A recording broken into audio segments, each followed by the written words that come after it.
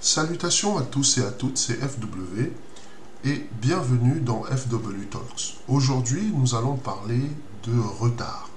Plus précisément, de choses qui retardent l'évolution.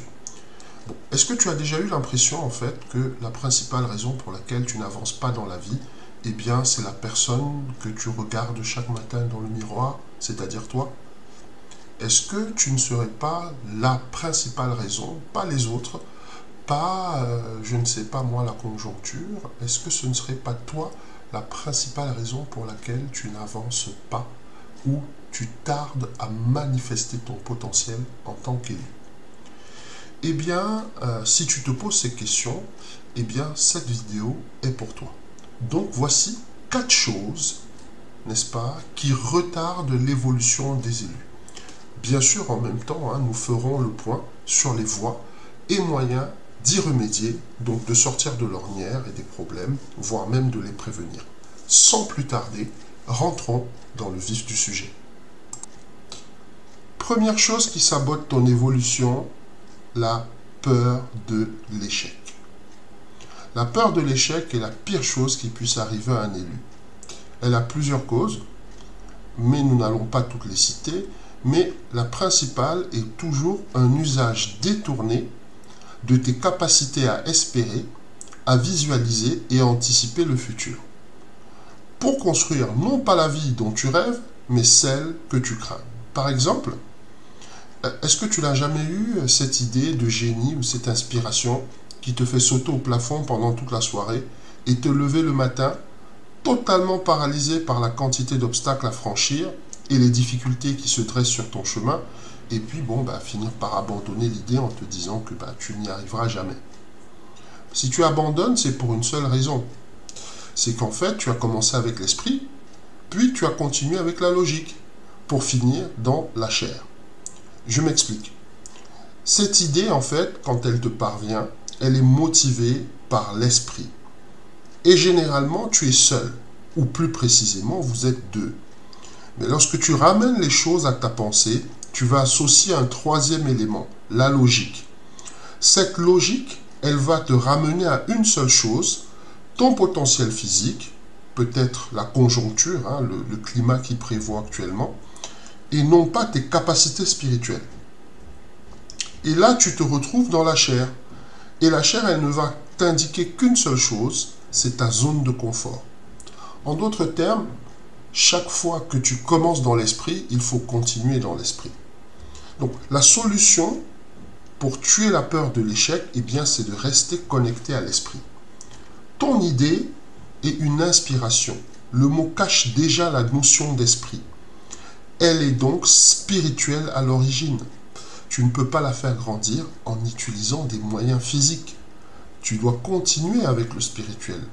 Donc, l'esprit, pour savoir à qui, déjà, tu dois en parler, ce que tu dois faire pour préparer ta pensée et ta réflexion à ce projet. Ça peut être des retraites spirituelles, ça peut être du jeûne, ça peut être de la méditation, et surtout quel type d'entourage tu dois avoir pour conserver cette énergie, c'est-à-dire cette inspiration.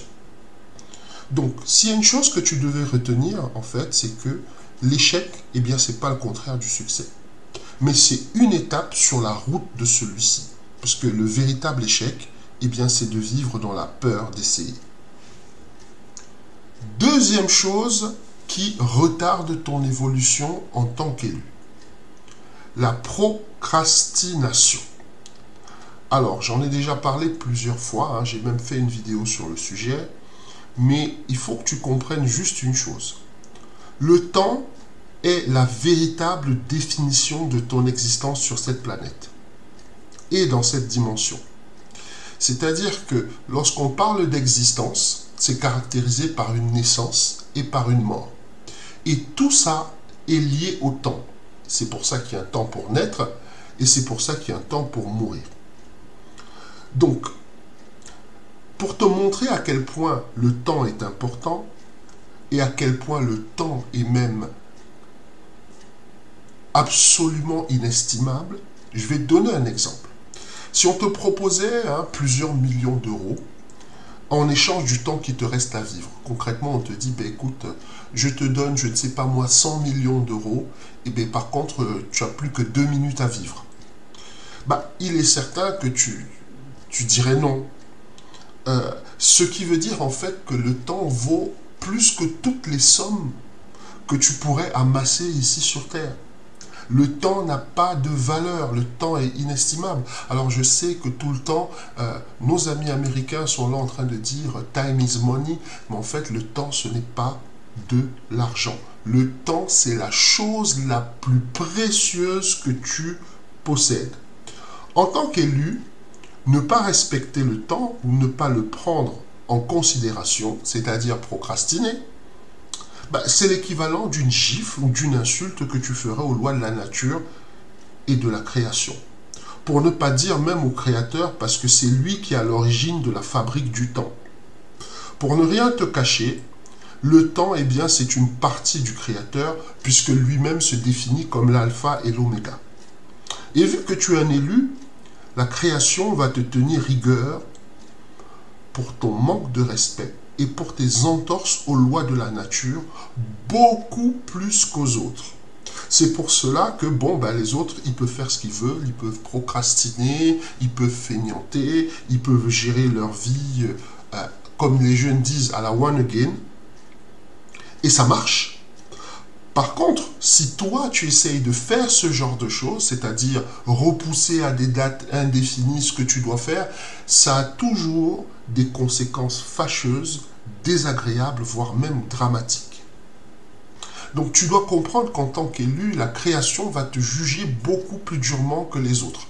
Alors la question que tu vas me poser, mais c'est pourquoi la création me juge comme ça? Eh bien c'est parce que tu as reçu énormément de talent.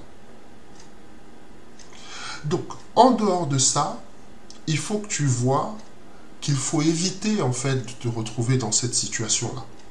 Et pour éviter de te retrouver dans cette situation, c'est-à-dire cette situation où tu procrastines tout le temps, il va falloir que tu te poses la véritable question de ta discipline. Discipline, d'autres appellent ça un life code, n'est-ce pas, qui va te permettre en fait de donner naturellement au temps la place qui est la sienne dans ta vie.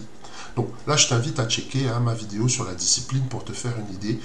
Je laisserai le lien en descriptif, n'est-ce pas, de cette vidéo. Pour en revenir à la procrastination, je te laisse donc avec c'est une assertion de François Fayolle. François Fayolle, qu'est-ce qu'il dit? Il dit « Le temps n'épargne pas ce que l'on fait sans lui ». Donc chaque fois que tu veux faire les choses à ton temps, à ta vitesse, comme tu veux, etc., pense bien que ça aura des répercussions.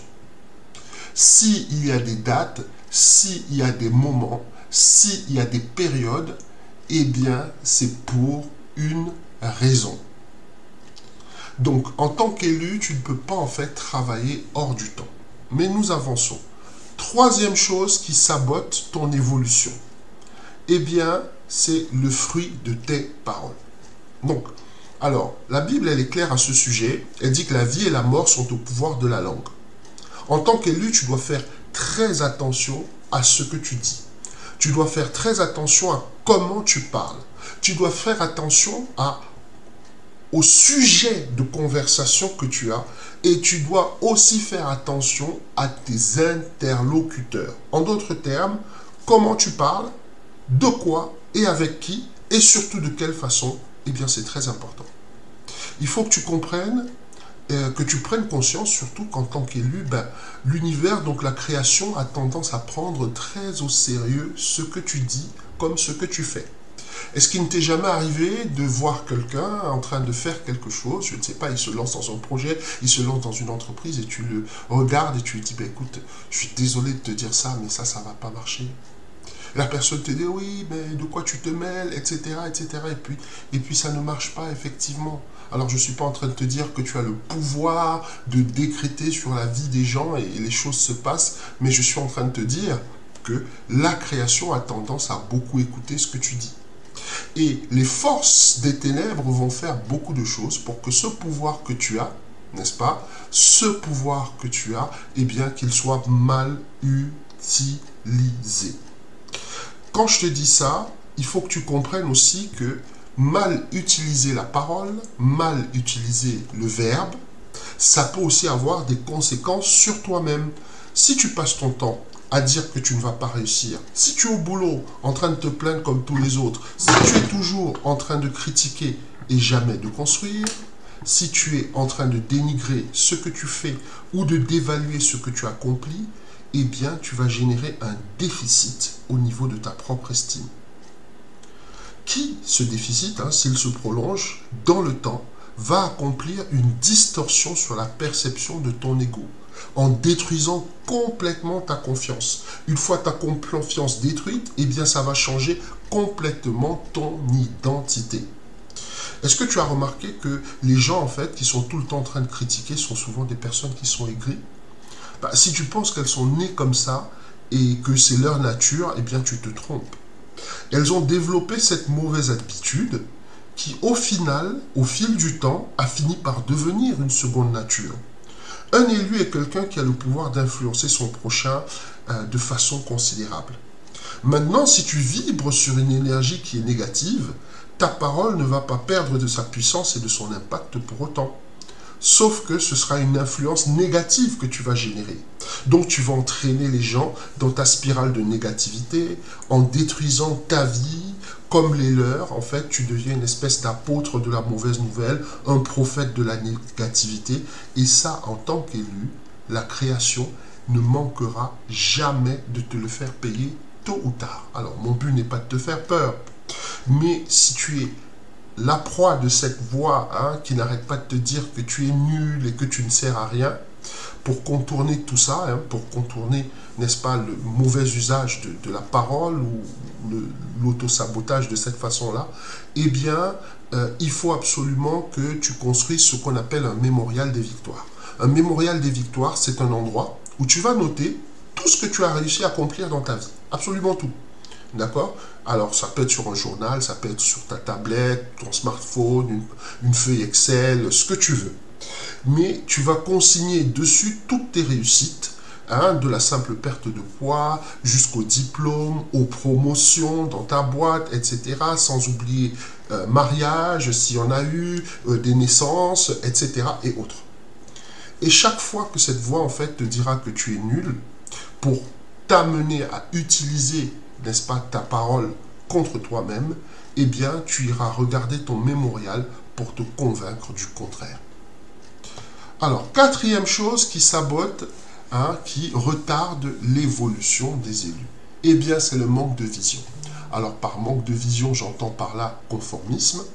Donc, si tu as envie de faire comme tous les autres, si tu te dis, oui, ben moi je suis juste comme monsieur tout le monde, et souvent dans les commentaires, j'ai des personnes qui me disent, oui, mais moi je n'ai pas la prétention de me considérer comme élu, etc., parce qu'ils estiment que c'est too much, etc.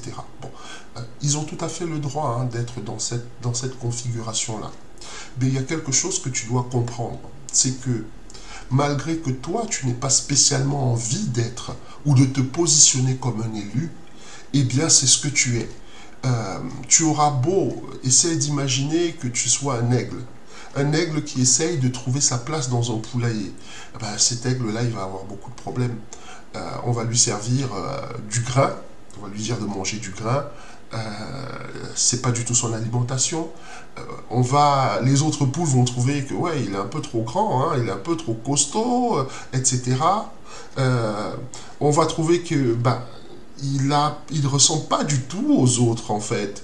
Et ça, il va se sentir ostracisé très vite. C'est peut-être ton cas. Peut-être qu'actuellement, dans ta vie, tu as l'impression, effectivement, que tout le monde est contre toi, que personne ne t'apprécie réellement à ta juste valeur. Tu as l'impression d'être une pièce rapportée partout où tu vas. Alors, fais très attention, parce qu'effectivement, tu es certainement un élu. Sauf que tu n'as pas encore développé tout le bagage qui fait d'un élu un élu. Ok? Et si tu as envie de faire comme tout le monde, si tu as envie de te conformer, si tu as envie d'avoir une vie toute simple, toute simplette, etc., etc., il est possible que ça ne marche pas, que ça ne marche même pas du tout, et qu'au final, cet aigle qui essaye d'être une poule comme toutes les autres, en fait, finisse par se détruire lui-même totalement de l'intérieur. Donc, ce que je suis en train de te dire, c'est que si tu as envie de faire comme tout le monde, le fait dans ta famille ou au milieu de tes amis, tes relations, ou comme tes parents par exemple, eh bien tu vas tuer l'une des choses les plus importantes que tu possèdes, tes rêves. C'est très simple. Lorsque je parle de rêve, je suis en train de parler de la volonté d'expression de ton esprit au niveau du monde physique. Pour être plus clair, on imagine par exemple que tu es l'énergie d'un pilote de Formule 1. Tu as cet esprit-là, tu as cette énergie-là. Pour toi, rouler à 200 km/h, c'est quelque chose de tout à fait naturel. Non seulement c'est quelque chose de tout à fait naturel, c'est même un besoin. Eh bien, tout le monde te dira que la vitesse, c'est dangereux. De te contenter de prendre ton permis de conduire, de ne pas chercher plus. À la limite, si tu veux un peu speeder, tu fais des petits tours là sur le périph'.